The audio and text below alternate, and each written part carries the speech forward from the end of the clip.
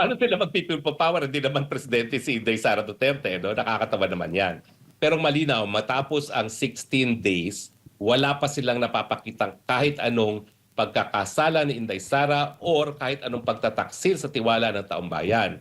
May possibility ba na mapabilis ang pagtatapos nito? It's either ma-convict or ma-dismiss ang impeachment na ito? Meron. Kasi alam mo, mga politiko, magaling ang radar dyan sa public opinion. Ewan ko kung napapansin nyo. No? Ako dati, kinikerry ko live sa aking Facebook page ang hearing. Itinigil ko na kasi wala nang nanonood. Napansin nyo ba yan? At mas Correct. gusto na lang ng taong bayan, bigyan mo ng summary at sabihin kung bakit palpak na naman ang prosecution. So ganyan na lang aking ginagawa ngayon. No? So nawawala ng interes ang taong bayan kasi nga nangako ang prosecution, ay nako, ito na talaga ang star witness. Tapos wala naman pala, no? Kuitis naman pala, no? So sa tingin ko, may posibilidad dahil every time, every day na ginugugol sa impeachment trial, yan ay 25 million pesos courtesy of taxpayers' money, no? Na pwede sanang gamitin para maibsan yung kahirapan ng mga biktima ng baha ngayon sa ating bayan, no? So darating sa punto dyan na talagang it will be the crime of graft and misappropriation of funds kung magpapatuloy pa sila ng isang impeachment hearing na wala namang pinupuntahan at walang napapatunayang pagkakasala. Talagang malaking issue to kasi importante sana si Senator Loren dito sa impeachment na nagaganap ngayon sa... Alam ko tumakas naman alam ko. Hindi, wala sila kasi ang sabi, nag-medical leave. Pero ang sinasabi ng Senate, hindi daw nagpaalam sa kanila si Senator Loren na alis. Sa akin yan, hindi nagpaalam eh. Hindi nagpaalam Hindi sa'yo? nagpaalam sa akin eh. Okay lang yun. Matindi ha. Sabi nila, nagsalita ang actually ang ombudsman, yung spokesperson ng ombudsman na baka daw kanselahin yung kanilang mga passport. Posible ba 'yon, attorney? Na kahit walang kaso. Kalokohan yan. Pananakot lang yan. Ako, ganyan din ang banta ginawa nila sa akin. Na-realize nila, hindi nila makakancel ang passport ko, kaya hinabol nila yung kaso ko para makancel ang passport ko. Pero matapos makancel ang passport ko, hindi pa rin nila ako mapauwi dahil nga ako naman ay nag-asylum. No? At asang-ayon sa batas ng asylum na umiiral sa buong kadaigdigan, hindi ako po pwedeng ma-deport sa bansang aking linayasan hanggang hindi matapos ang aking asylum proceedings. Ako, ditong tuwa ngayon yan si Auntie Claire. Kasi di ba may issue yan sila, magkaaway yan sila ni Lian Leviste. So baka natutuwa siya ngayon dahil nagigipit na, no? Ano sa palagay niyo? Ewan ko ba kung natutuwa siya, siya ang pambansang joker, no? Ewan ko ba kung itutuwa yan na kahit. Attorney, paano kung halimbawa nag-apply nga ng asylum? So paano tong impeachment na to? Ano ba talaga numero na natin dito? Ano na ba talaga ang majority dito o 3/4 di ba? 16 votes supposedly. Pero kung wala naman si Loren, wala si Bato. 2/3 wala si Loren, wala si Bato. Tapos wala si Marcoleta. Ano na? Sa akin, kung walang bendalo, napakalinaw. It's majority of all members of the Senate. Hindi sinabi of all members present and able to vote. So kung ang gusto talaga ng saligang batas ay yung present and able to vote, dapat sinabi yun sa saligang batas. Pero sinabi, two-thirds of all members of the Senate, which means 16. In the same way na walang po pwede maging Senate President na hindi nahalal ng majority of all members of the Senate, which is 13. Pero dahil may bendalo, ayun, nag-insist sila na yung 12 equals 13. Kaya hindi talaga ako magtataka kung pagsasamantalahan ng majority ngayon yan, ng Malacanang ngayon yan, at wala silang 16, na ibababa nila to 14. Hindi ko lang alam kung kakayaan nila ang Supreme Court. Pero ako, nagpapatuloy pa rin ang aking pananampalataya sa Korte Suprema na itataguyod nila ang kataas-taasang batas sa ating bayan at yan ang ating saligang batas. So attorney, talagang Supreme Court lang talaga ang makakapagpigil dyan. Yun lang talaga sa mga gagawin nila. Kasi malamang parang parang itutuloy talaga nila eh. Taong bayan. O di ba, sabi ni Marcos, siya nanalo sa snap election. Ano ginawa ng taong bayan? Sinuka ang diktador, napalayas at nailuklok ang Cory Aquino na nung nakarating yan sa Korte Suprema, kinukwestiyon dahil ang dineklarang presidente ng COMELEC ay si Marcos Jr. Ang sabi ng Korte Suprema ay nagsalita ng taong bayan, yan ang batas. Ganyan din ang nangyari nung panahon ni Estrada, di ba?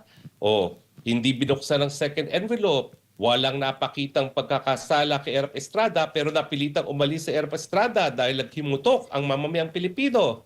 Kaya pag pinilit nila ang mga bendalo nila, ang Pilipino napakapasensyoso. Kaya nakikita natin wala pang pangatlong people power. Pero wag silang maswerte dahil meron din talagang hangganan ang pasensya ng taong bayan. At tingin ko, nakakarating na tayo dun sa kaduluduluhan ng pasensya dahil pikam-pika na ang taong bayan sa paglalangoy sa tubig baha dahil sa kakurakutan ng rehimeng Marcos. At no limit na naman ako, yung sinasabi mo magkakagulo, people power, what if mamayari nga yun? Tapos si Bongbong Marcos nagdeklara ng martial law. Ano mamayari? Sino kakaligan ng Well, ito, sundalo? Taong bayan ba o yung pamulo? dyan naman papasok ang papel ng hubog sandatahan sa ating saligang batas. Nasa saligang batas natin yan. Sila ay protector ng taong bayan. So magdeklara man siya ng martial law, kung ang hubog sandatahan naman ay gaganapin ang kanilang katungkulan na protektahan ng taong bayan, papanig sa taong bayan. Gaya ng pumanog ng taong bayan, ang militar sa taong bayan noong EDSA 1 at saka noong panahon ni ERAP. Kampante ako. Napapanig at papanig ang sandatang lakas ng Pilipinas sa taong bayan dahil ramdam din nila ang kahirapan ng sambayanang Pilipino. Hindi naman ibinapalibas sa sila'y binibigyan ng extra allowance ni Marcos Jr. na hindi lumalangoy sa baha ang kanilang mga kaanak. Tama natin silang lumangoy sa baha at alam din nila na lumalangoy sila sa baha dahil nga sa kakurakutan ng gobyerno ito. Meron kasing kumakalat dyan ngayon, nababali-balita, na kumakausap daw si Senator Chis ng mga senator judge na magkakalap daw ng 16 votes to impeach VP Sara. So, naniniwala ka ba doon na talagang totoo yon o sinisiraan lang si Escudero dahil lagi niya nasusuplak yung prosecution? I can confirm na nakakalap ako ng isang kumpirmasyon sa isang di umano na kinakausap ni Chis Escudero na hindi siya kinausap ni Chis Escudero. Hindi ko na sasabihin kung sino yon, no? Pero dahil merong at least isa doon sa pinangalangan na di umano'y kinakausap ni Chis Escudero na nagsabing, hindi nga sa akin tumatawag yan, walang katotohanan dyan sa balitang yan. And therefore, bilang tugon sa iyong katanungan, posible na sinisiraan itong si Chis Escudero, bagamat hindi pa natin alam kung ano talagang paninindigan ni Chis Escudero. Siyempre, kinakailangan niyang bumangon ng kanyang papel dahil siya nga'y bumaliktad at sumapi sa mayorya at siguro ito pagiging patas sa impeachment trial at nakikita naman natin talagang patas siya at meron siyang kakayahan ay ang kanyang pamamaraan, no, para makabawi dun sa kanyang pagbabaliktad sa dating mayorya, no. Pero it's too early to see kung ano talaga ang magiging agenda ni Chis Escudero. Pero dahil kakilala ko itong si Chis Escudero, high school pa kami sa UP, no, ang masasabi ko lang, in the end, nananampalataya ako na papanig itong si Chis Escudero sa sambayanang Pilipino at sa ating saligang batas. Mataas pa rin ang aking kumpiyansa na doon siya papanig. Speaking of impeachment, nandun na rin lang tayo sa impeachment, ano. Itong Attorney Ligutan, kilala niyo naman siguro yung Attorney Ligutan, yung abogado na ang bagal magtanong. Dalawang parang yung isang witness 3 araw, 3 hearing ang kailangan para matapos lang yung kanyang mga tanong. Yan ba yung nagli-lipstick? Tsaka nagme-makeup. Nakuglass on. Tanungin nga natin kay attorney kung naaamoy niya. Naamoy mo, Tony? Well, ang masasabi ko lang ay, may mga tao na talagang nais talaga magpagwapo sa pamamagitan ng mga artipisyal na mga pamamaraan, pero tayo mga banateros, au natural. Di na natin kailangan yung mga makeup. Di hamak namang mas gwapo na tayo, au natural. No? Pero sa akin, Kaya malinaw attorney, na nagiging... Attorney, kaya ako na-open up Oh, si yes. Ligutan kasi meron siyang sinabi tungkol sa sa people power. Parang sinasabi niya na kung hindi daw nawala ka na makukonvict, naman. May sinabi siya tungkol sa... kung hindi daw makukonvict si VP Sara ay magkakaroon daw ng people power revolution. Ano masasabi nung? Kasi parang baliktad eh. Parang lumalabas si Inday Sara pa ang ipi-people power ng taong bayan.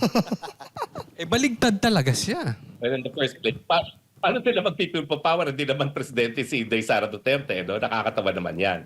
Pero malinaw, matapos ang 16 days wala pa silang napapakitang kahit anong pagkakasala ni Inday Sara or kahit anong pagtataksil sa tiwala ng taong bayan. Ang kabaligtaran ang totoo, no, na habang umuusad ang impeachment, lalo pang tumataas ang trust at approval rating ni Inday Sara, no, sa napapakita na nasaan ang betrayal of public trust, lalong pinagkakatiwalaan si Inday Sara habang umuusad ang impeachment at walang napapatunayang pagkakasala si Inday Sara Duterte. Attorney J. Guevara po, may mga balita rin na kumakalat po ngayon na hindi na daw ipapamedya yung impeachment trial sa Senado kasi Hindi na ilalive, ano? hindi na daw ilalive. So tama po ba 'yon at nangyari na rin po ba 'yan sa mga unang impeachment trial yung hindi Executive na, ipo-broadcast sa mga mainstream media? Ang duda ko, yan ang gusto mangyari ng prosecution kasi pumapalpak sila. Diba? Pero hindi po yan mangyayari dahil alam ng mga politikong senador na talagang that's a kiss of death pag ginawa nila yan. No? Kaya nga ginawang mga huwes ang mga senador dahil nais na makita ng taong bayan ang pananagutan ng mga pinakamataas nating mga opisyal ng gobyerno, kung itatago naman nila ang katotohanan, talagang magagalit ng taong bayan.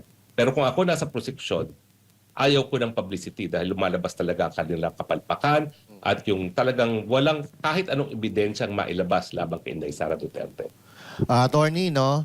Is there a possibility na mapabilis ang pagtatapos? Kasi 92 days ito if I'm not mistaken, so nasa 16 pa lang. So ngayon, 16 days na, wala pa rin silang mapatunayan. So ang tanong ko is, may possibility ba na mapabilis ang pagtatapos nito? It's either ma-convict or ma-dismiss ang impeachment na ito? Meron. Kasi alam mo, mga politiko, magaling ang radar dyan sa public opinion. Ewan ko kung napapansin nyo. No? Ako dati, kinikerry ko live sa aking Facebook page ang hearing. Itinigil ko na kasi wala nang nanonood. Napansin nyo ba yan? At mas gusto na lang ng taong bayan, bigyan mo ng summary at sabihin kung bakit palpak na naman ang prosecution. So ganyan na lang aking ginagawa ngayon. No? So nawawala ng interes ang taong bayan kasi nga nangako ang prosecution, ay nako, ito na talaga ang star witness. Tapos wala naman pala, no? Kuitis naman pala, no?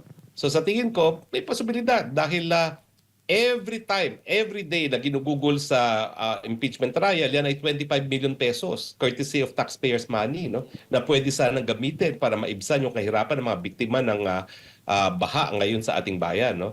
So darating sa punto dyan na talagang it will be the crime of graft and misappropriation of funds kung magpapatuloy pa sila ng isang impeachment hearing na wala namang pinupuntahan at walang napapatunayang pagkakasala. Attorney, di ba noong kampanya talagang ano ka nun parang busy-busyhan ka rin nun. Kumbaga, nakikita mo yung mga diskarte ng mga politiko noong 2016 na tumatakbo at alam natin na itong si Lena Robredo ay talagang matindi yung banat niya kay Bongbong Marcos Jr. No? At natatandaan ko nga na si Marcos Jr. ay sinungaling at hindi maasahan sa oras ng kagipitan. Ano masasabi nyo doon sa pananahimik niya at pagpuri niya kay Marcos Jr. ngayon? 500 million! At yung pagbigay ng 500 million. Ano masasabi mo doon? Well, alam mo, tingin ko, lalo diyang sinira yung kanyang pagkatao sa mata ng sambayan ng Pilipino. Kasi talaga hindi natin makakalimutan yung maanghang na mga salita na binitawan niya laban kay Marcos. Sinungaling, magnanakaw, anak ng diktador. Tapos ngayon, ay maraming hindi nakikitang mabuti ginagawa ang presidente. O ang napatunayan lang niya, siya ay nabibili dahil binigyan lang siya ng bilyones para sa kanyang probinsya. Iba na ngayon ang kanyang kanta. So, tingin ko, hindi makakalimutan ng tambayan yan. Kung siya ay nagnanais pa na tumakbo muli, mas kakaunti pa ang botong makukuha niya ngayon dahil alam ng tao, wala siyang paninindigan. Pero attorney, from afar, kasi kami dito, parang wala talaga kami maramdaman Baka hindi lang namin nakikita kasi nandito kami sa loob ng Pilipinas. From afar, baka may nakikita ka na nagagawa ni Bongbong Marcos Jr. para sa Pilipinas na talagang pakikinabangan ng sambayan ng Pilipino. Meron po ba? Ang nakikita namin from afar is puro kahihiyan ang ibinibigay niya sa Pilipinas. Alam mo bang napanood ko sa TV dito sa Austria na hindi naman talaga malapit sa Pilipinas, yung tubig baha at basura Ay, grabe na totoo. daan sa Parañaque. Yan ay nakarating na sa telebisyon dito sa Europa. Kung dati-rate ang pinag-uusapan ay yung Smoky Mountain, ngayon ang pinag-uusapan yung basura sa Parañaque, no? At ang imahe tuloy ng Pilipinas ngayon ay isa tayong malaking basurahan, no? Bukod pa dyan, nababalita na nga rito yung tubig baha dahil nga kurakot ang mga namumuno dito sa Pilipinas, no? Yan ang palagi nakikita natin ngayon sa balita, bukod pa doon sa mga lindol at saka mga iba pang kalamidad na wala ring nagagawang remedyo o pag-ibsa ng kahirapan ng gobyerno. Yan ang nakikita dito sa labas. Puro kahihiyan ang ginagawa ni Marcos. Totoo ba yun, attorney, na yung mga ano dyan, yung mga taga dyan sa Europe, yung hindi Pilipino kasi understood na yun. Pag Pilipino ka, OFW ka, talagang ano yan Duterte talaga yan. Pero totoo, attorney, na yung mga Austrian, mga Europeans, alam na nila yung mga nangyayari dito sa Pilipinas. Alam nila na ang Marcos ay dugong diktador, dugong magnanakaw. Ang palagi nga sinasabi nila, bakit nyo kasi linuklok muli ang isa pang Marcos, no? Alam nila na addict din yang si Marcos, no? Dahil ang una naman naglahat-hala na siya ay addict ay yung European magazine na Rolling Stone magazine, no? Na nagbalita na nung siya isang estudyante sa Inglaterra, kilo-kilong cocaine ang binibili niya para sa kanyang mga kabarkada dyan sa Oxford, no? So mas nauna pa nilang nalaman ang katotohanan na bangag ang presidente natin dahil yan ay nalathala sa Rolling Stone magazine na isa sa highest selling magazine dito sa Europe, no? So malungkot talaga ang imahe ngayon ng Pilipinas. Kung sa panahon ni Tatay Digong, taas noo tayo, ngayon talaga parang puro kahihiyan na binibigay nitong si Marcos sa ating bayan. Attorney, si Coach Oli po. Total nabanggit na rin po itong si Marcos o yung lahing Marcos. Meron po akong dalawang tanong sa inyo. Una, anong masasabi nyo dun sa isang Marcos? Si Amy Marcos. Pangalawang tanong, nakikita nyo po ba si Bongbong Marcos? Kasi hinahanap namin baka napadpad dyan. Asan na kaya yun? Well, alam mo, si IB, kahit papaano, pinasasalamatan ko dahil kinumpirma niya na bangag ang kanyang kapatid, no? Alam niyo ako, dinimanda ako niyang Melvin Matibag na yan sa Korte Suprema para sa disbarment dahil doon sa pulboronic video. Hindi ko ngayon alam kung anong pananagutan meron ako. Gayong sariling kapatid niya ang umamin na addict talaga yung kapatid niya. Pero pinaalalahanan ko rin, no? Ang lahat na ang interes ng Marcos ay ang perang ninakaw nila doon sa 20 taon na sila ay nanungkulan. Nang away magkapatid ay dahil nga ang naging administrator ng estate ng diktador na si Marcos ay si Bangag at hindi ang kanyang manang, no?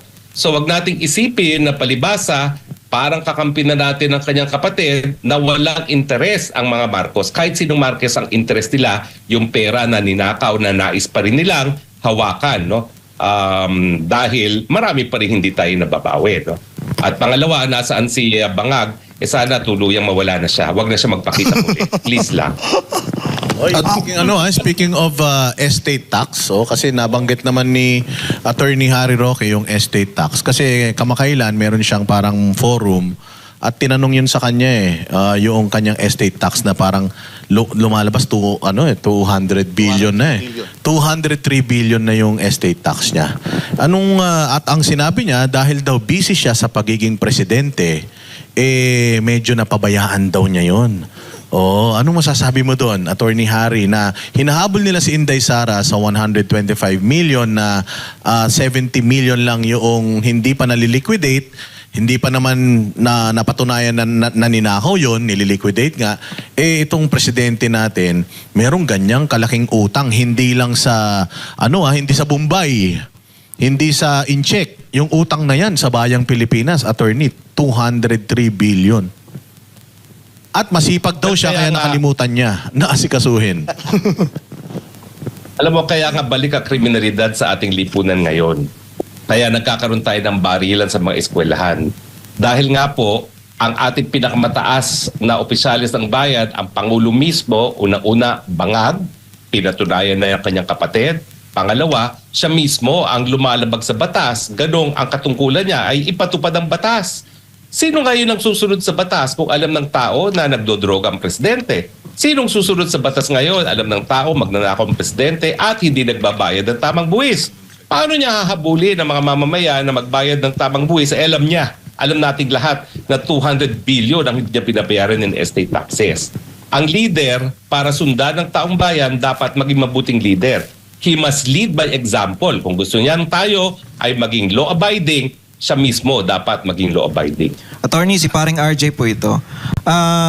Sa kabila ng kapalpakan ng administrasyong Bongbong Marcos, may kumakalat pa rin Noel. Ano pong masasabi nyo dyan, attorney?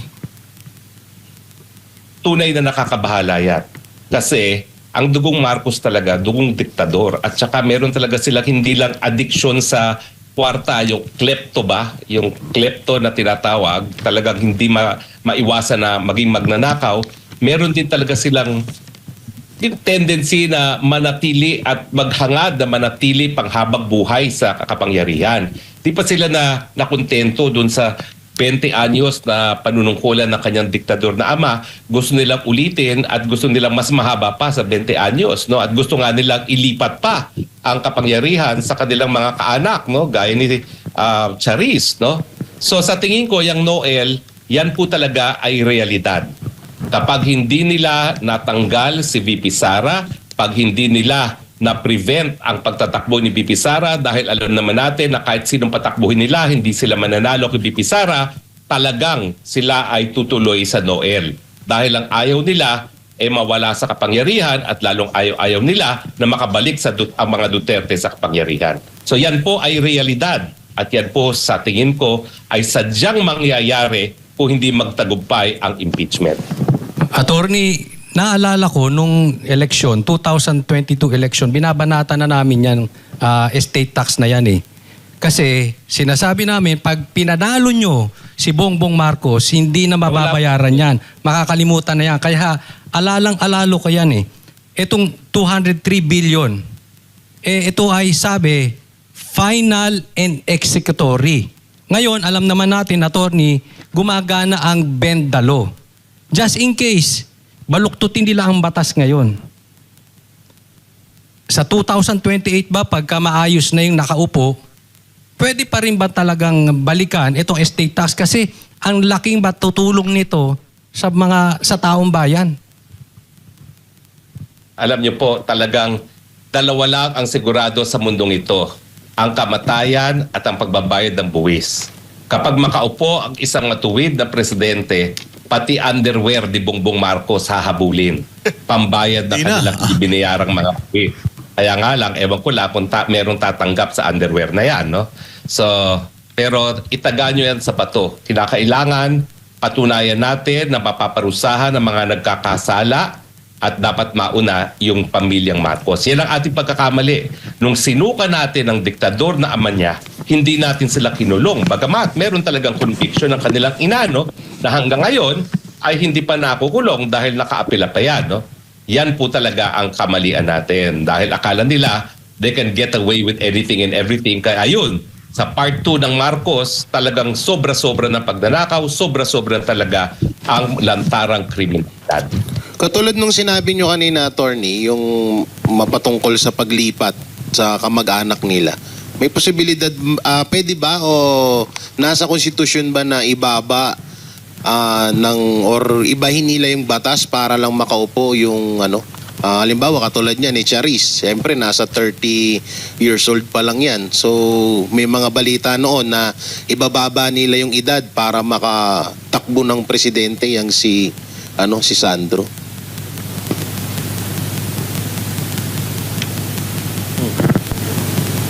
Iyon, Parang balikan natin. Binanggit mo kasi si Charis eh. Attorney Harry Roque, medyo nagkaroon lang ng technical problem. Pero yung sinabi ni Jay, yung sinabi ni Jay, kasi di ba nagkaroon ng balita si Tito Soto. No, isa yun sa binatikos siya kasi parang sinasabi niya na ibaba yung edad ng mga tatakbong presidente or senator. Sabi nga self-serving yun kasi pamangkin niya eh. Di ba? Pamangkin niya yung Biko. Tapos ngayon, sinasabi nito ni Jay. Pero Jay, ulitin mo yung tanong mo. Nandiyan na si Attorney Harry Roque. Yun, attorney. Alam niyo po, pasensya na kayo. Biglang nawala ang ating signal kasi biglang umulan ng yelo dito. Nakatingin ako doon sa balkonahe ko. Nag-hailstorm. Kaya Ay, sana all yellow. Kala namin ninakaw yung internet na wala. Kuya, akala ko nagurgur na eh. Nakabahan ako eh. Oo. Hindi magpapagurgor. Ako, hindi tayo papayag na magpagurgor. Oo. Attorney, nung Ano po yung kanina tanong? po kasi nabanggit nyo yung paglipat ng termino sa mga kamag-anak ni Marcos. Kasi naibalita kamakailan lang na may plano silang ibababa yung edad para makatakbong presidente. Etong si Sandro at yung iba pa. Alam naman natin na nasa 30 plus pa lang itong si Sandro. So, labag po ba sa konstitusyon yun or pasok sa batas natin? Well, ang plano nila, alam nilang labagyan sa salaging batas, kaya sila ay magkakaroon ng charter change sa pamamagitan ng CONAS. Di ba? Yan ay inamin na ni Senator Ping Lacson na talagang siya ay nakapasok sa isang meeting ng dating Senate President Tito Soto at saka House Speaker Bogie D na ang pinag-uusapan nga ay charter change na ang papalitan ay term limits para wag magkaroon ng eleksyon sa 2028 at yung pagbababa nga ng edad para sa presidente.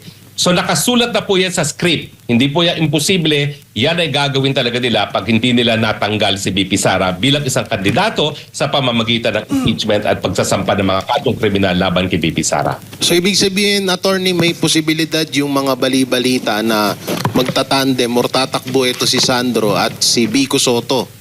Ayun ang kasi ibababa kasi etong si Vico ay nasa 30 plus lang din. Tapos si Sandro ganun din. So may mga nababalitaan tayo na yan nga yung gagawin nilang hakbang para ipanglaban kay BP Sara or yan yung...